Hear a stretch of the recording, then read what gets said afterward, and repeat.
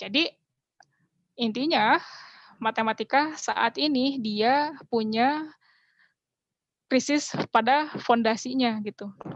Nah, pertanyaannya adalah memangnya ada contoh pernyataan di dalam matematika yang tidak bisa dibuktikan benar dan salahnya? Ternyata ada.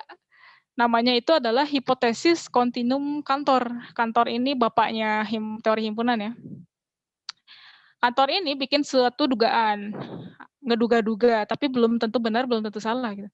Kata si Cantor, nggak ada himpunan yang kardinalitas itu banyaknya anggota, di antara alep 0 sama kontinum gitu. Alep 0 itu adalah kardinalitas dari himpunan bilangan asli. Kontinum itu adalah kardinalitas dari himpunan bilangan real. Nah, himpunan bilangan real kan lebih gede banget ya daripada himpunan bilangan asli, meskipun keduanya sama-sama tahingga, tapi himpunan bilangan real itu lebih besar gitu. Nah, kata si Kantor ini nggak ada himpunan yang kardinalitas itu di tengah-tengah mereka berdua gitu, nggak ada. Nggak ada keterhinggaan di antara alep 0 dengan kontinum. Tidak ada, kata si Kantor. Tapi Kantor sendiri tidak bisa membuktikan ini dan tidak bisa menyangkalnya gitu. Kemudian lahirlah kemudian ada Paul Cohen, dia matematikawan juga, membuktikan gitu kalau si pernyataan Kantor ini tidak bisa dibuktikan benar salahnya dengan menggunakan aksioma ZFC yang ada. Karena yang kita jadi landasan kita sekarang kan ZFC ya, fondasinya. Ini tuh pernyataan yang tidak bisa ditentukan ini benar apa salah gitu. Nggak bisa. Tapi mungkin saja gitu, suatu saat nanti kita bisa membangun lagi aksioma baru. Aksioma baru, sistem aksioma yang bisa membuktikan si kebenaran dari Kantor. Tapi di satu sisi kita bisa juga membangun aksioma lain ya, sistem aksioma lain misalkan yang menyangkal hipotesis ini. Bisa loh terjadi di dalam matematik. Artinya kebenaran dalam matematik itu relatif ya, bisa dibangun berdasarkan sistem aksioma mana yang dipakai. Kalau mau pakai sistem aksioma yang A, kebenarannya itu seperti ini. Kalau pakai sistem aksioma yang dibangun oleh sistem aksioma B misalkan, kebenarannya itu bisa lain lagi. Jadi relatif. Apalah artinya kebenaran di dalam matematika? Oke, itu tanda tanya ya. Karena ya itu tadi, matematika sendiri kebenarannya sebetulnya masih relatif, tergantung aksioma mana yang dipakai. Pun ini ya, masih menjadi tanda tanya. Namun ini masih menjadi PR untuk bagi matematikawan, bagaimana cara menyelesaikan hipotesis kontinum Cantor ini, yang dia tidak bisa dibuktikan oleh ataupun disangkal oleh ZFC saat ini, kayak gitu. Jadi memang kalau kita berbicara di filsafat matematik, memang ya yang namanya filsafat itu membuat kita semakin ragu dengan apa yang dikajinya ya, mengkaji filsafat matematik itu semakin kita melihat matematika itu hakikat kebenarannya itu seperti apa. Ternyata ya matematika kebenarannya itu masih relatif, tergantung aksioma mana. Beda aksioma, beda bangunan. Aksioma Euclid dengan aksioma non Euclid, misalkan aksioma yang dibangun di geometri Riemann atau geometri Lebowski misalkan, itu kan sudah beda ya. Bangunan yang dibangun udah beda lagi, kebenarannya udah beda lagi gitu.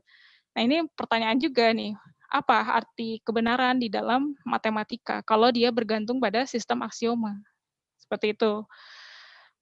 Tapi bagi saya, mungkin ini bisa jadi kelemahan, tapi ya bagi saya ini buat keindahan juga, matematika itu indah ya. Kenapa indahnya? Jadi ibaratnya matematika itu seperti orang yang mungkin orang pincang gitu ya.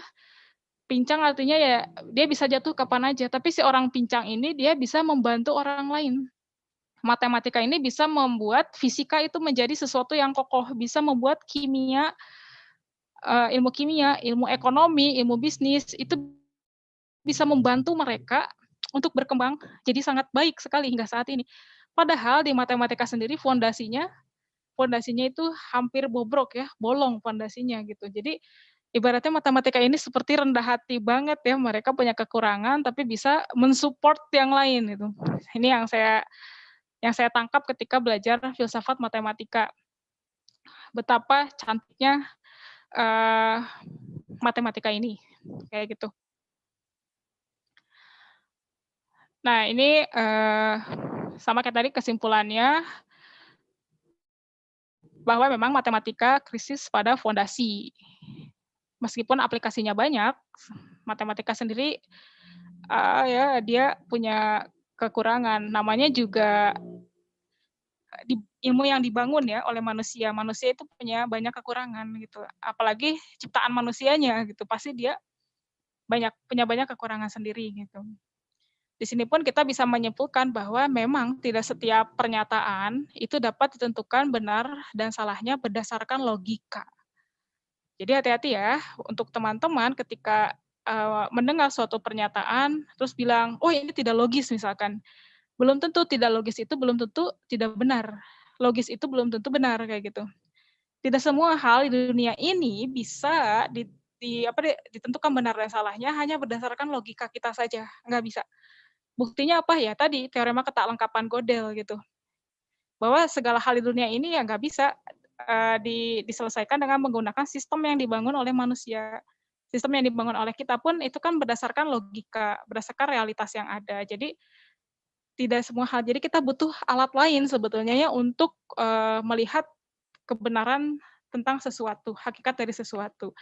Dan bagi orang yang beriman ya, beragama tentunya, alat lain itu ya namanya iman gitu. Jadi nggak semua hal, harus logis. Ada kalanya kita cukup menerima mereka, cukup kita yakini bahwa hal itu benar adanya.